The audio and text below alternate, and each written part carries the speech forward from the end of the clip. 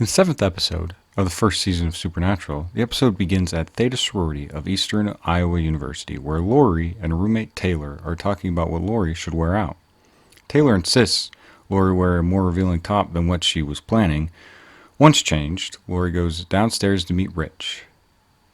They drive out to a secluded spot near a bridge called 9 Mile Road and begin to do what two college-age people might do alone in a car.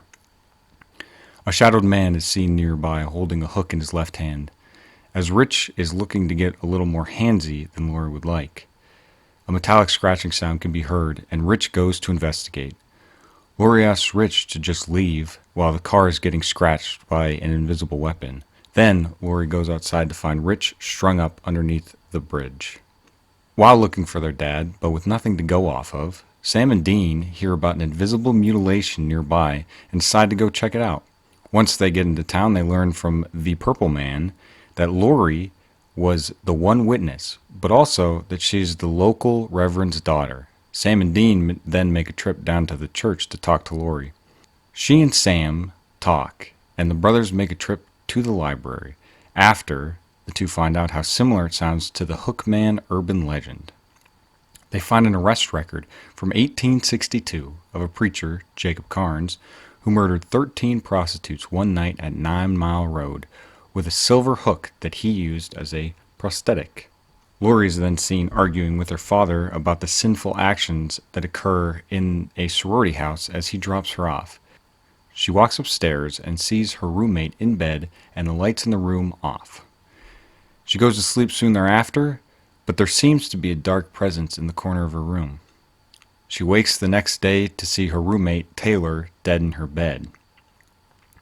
With the words, "Aren't you glad you didn't turn on the light?" accompanied by a cross. Sam and Dean visit and see that this saying and the smell of ozone in the room gives a pretty clear picture that this is the Hookman and also a spirit. They also realize the cross symbol is the same as the pendant that hung from Carnes's hook. Sam tells Dean at a party that these killings seem to follow the local clergyman, Lori's father. They believed the Reverend is either feeding the spirit unconsciously or actively summoning it to protect Lori. Sam goes to keep an eye on Lori, and Dean goes to look for the unmarked grave of Carnes to salt and burn the bones, a surefire way to get rid of an evil spirit. He eventually does and takes care of the body, ridding the town of the Hookman, until Sam and Lori share a moment and he finds out that the preacher is seeing a married woman.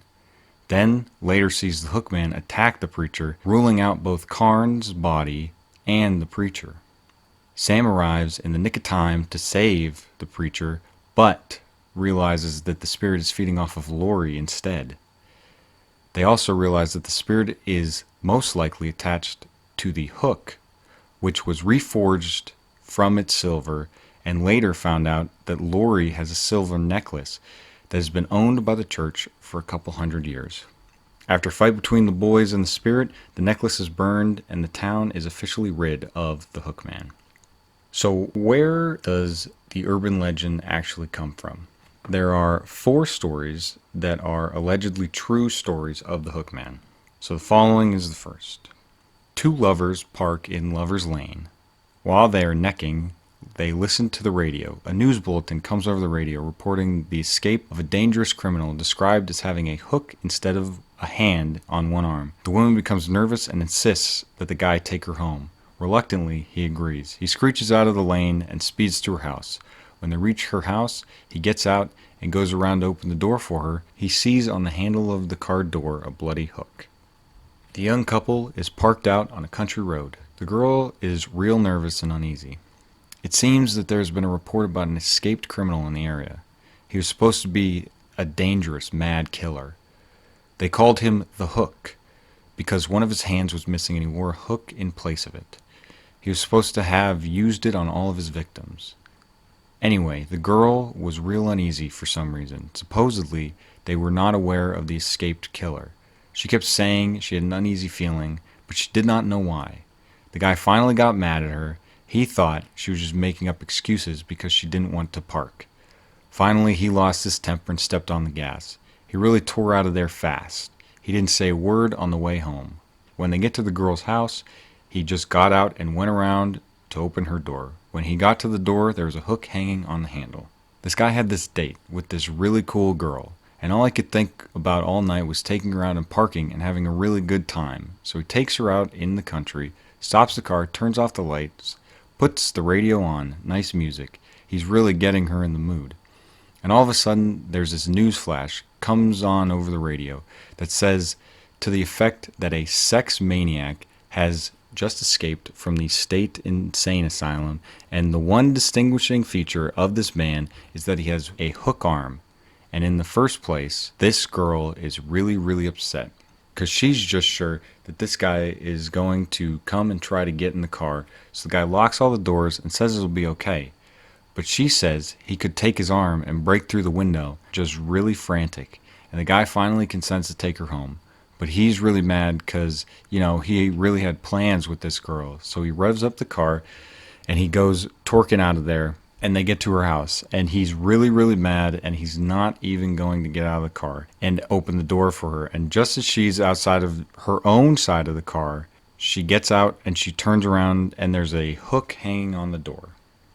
And this one is the original, or supposed to be the original, from 1960 Dear Abby.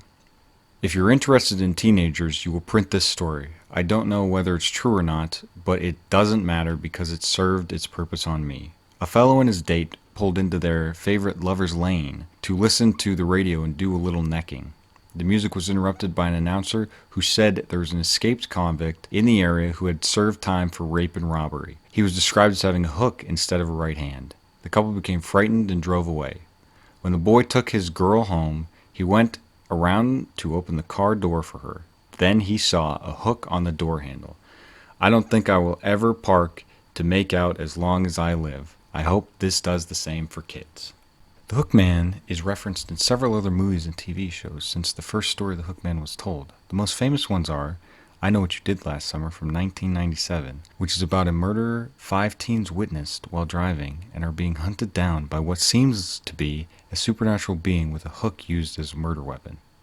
Dick Tracy's Dilemma 1947, where Dick Tracy investigates the theft of a fortune of fur coats, a possible insurance swindle, and several murders, all linked to a huge thug who wears a hook in place of his right hand.